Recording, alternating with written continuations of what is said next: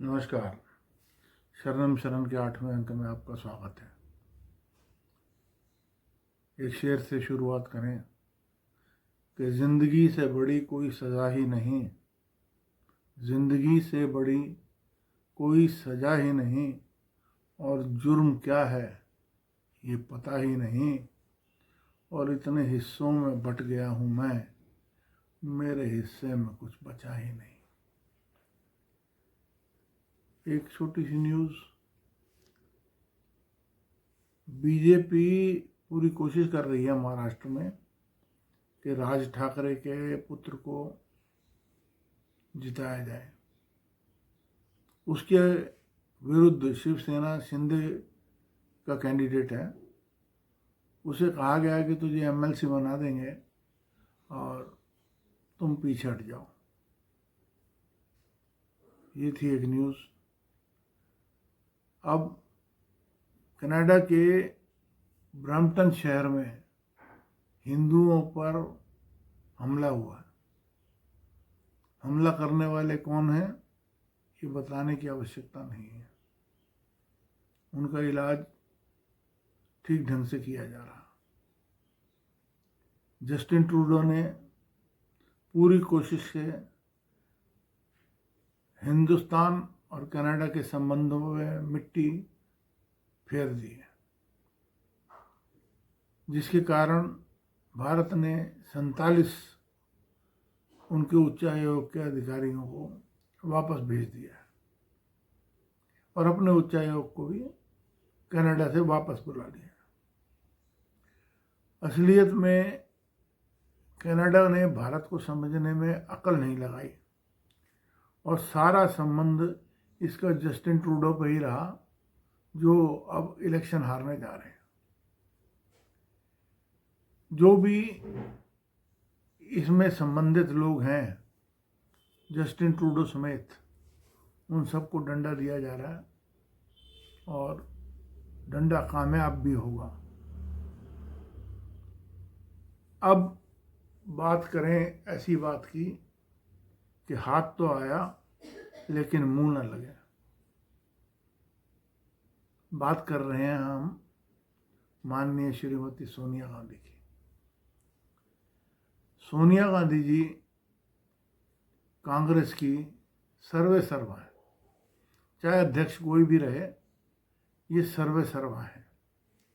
और इनके जीवन में कुछ ऐसी घटनाएं हुई कि ये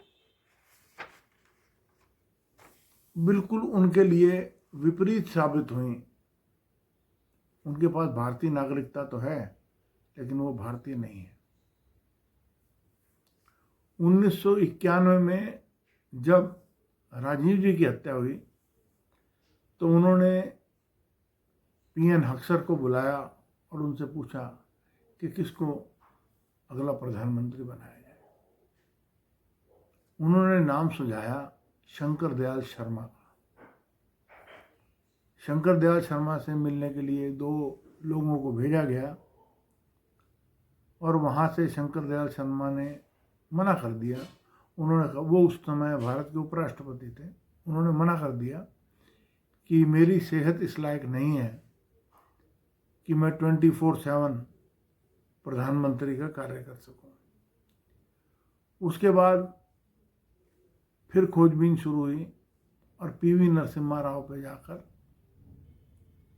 नाम टिक गया और पीवी नरसिम्हा राव को प्रधानमंत्री बना दिया गया।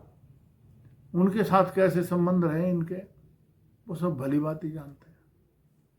यहाँ तक कि पीवी नरसिम्हा राव की मृत्यु के बाद उनके शव को कांग्रेस मुख्यालय में नहीं घुसने दिया गया। दिल्ली में उनके संस्कार की कोई जगह नहीं दी गई। ये सब कारनामे हैं।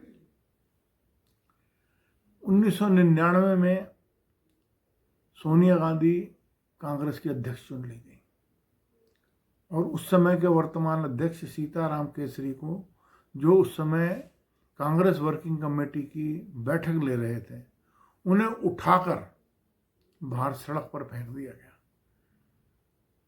क्योंकि कांग्रेस एक डेमोक्रेसी से चलने वाली पार्टी है। सीताराम केसरी को उठाकर जबरन सड़क पर फेंक दिया गया। उसके बाद अटल जी की सरकार 1 वोट से गिर गई। 1 वोट की कहानी भी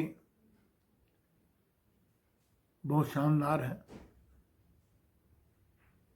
सुब्रमण्यम स्वामी ने जयललिता जी से बात की, उन्हें सोनिया जी से मिलवा दिया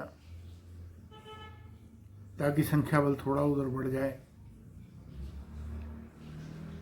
और वोटिंग के दिन गिरधर गोमांग जो उड़ीसा के मुख्यमंत्री थे, लेकिन उस समय वो लोकसभा के सदस्य भी थे, अभी उन्होंने दोनों में से किसी एक पद से रिजाइन नहीं किया था।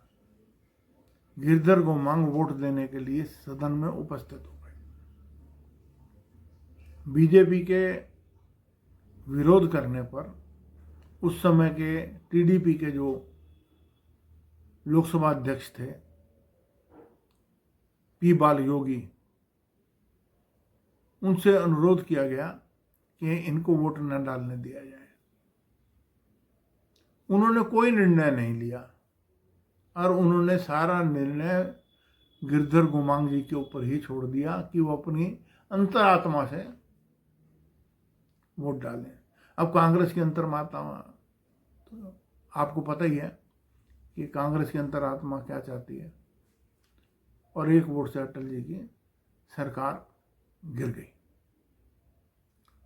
उस सरकार के गिरते ही कांग्रेस ने सोनिया गांधी जी का 272 लोगों की लिस्ट देकर के.आर. नारायणन जी के पास भेज दिया। पहले जो भी राष्ट्रपति बनते थे वो कांग्रेस की कृपा दृष्टि से ही बनते थे। के.आर. नारायणन जी के पास भेज दिया, उन्होंने उनको इनविटेशन दे दिया और राष्ट्रपति भवन के प्रांगण में हाथ हिलाते हुए सोनिया गांधी जी ने बताया कि वो उनके पास 272 सांसद हैं और वो प्रधानमंत्री बनेंगी। लेकिन राजनीति तो सबको आती है।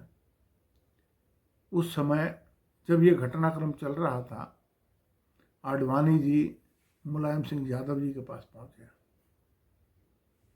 मुलायम सिंह यादव जी किसी भी प्रकार के नेता रहे हों, लेकिन उनसे बड़ा राष्ट्रवादी कोई नहीं था।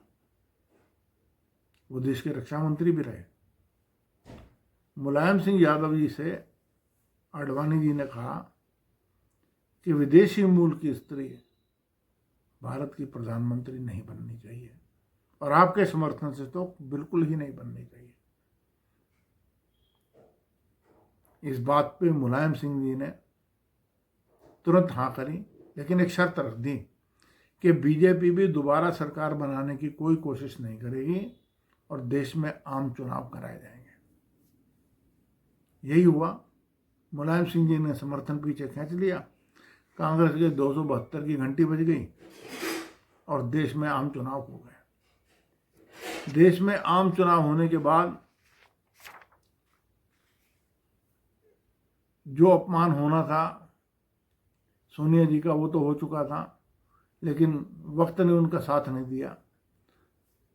समय बीतता चला गया। 2004 में कांग्रेस ने दलदल अनेक दलों के समर्थन से 272 से अधिक का फिर समर्थन जुटा लिया